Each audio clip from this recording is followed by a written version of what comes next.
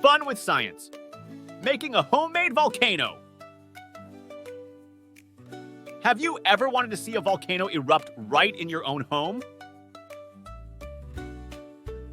Well, now you can with a simple experiment using things you might already have in your kitchen. Here's what you need: a bottle or a jar, baking soda, vinegar, red food coloring, optional, but it makes the eruption look cool. Here's what to do. First, ask an adult to help you set up your experiment area. Put some newspaper or a tray under your bottle or jar to catch any spills. Now take your bottle or jar and place it on the newspaper or tray. Next, add some baking soda into the bottle or jar. You can use a spoon to do this. If you want your volcano to look extra special, add a few drops of red food coloring to the baking soda.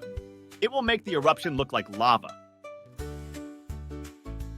Now for the exciting part. Pour some vinegar into the bottle or jar. Watch closely as the vinegar reacts with the baking soda.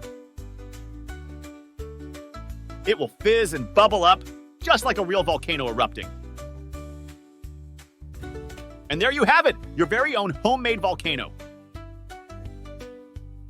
You can try experimenting with different amounts of baking soda and vinegar to see how big you can make your eruption.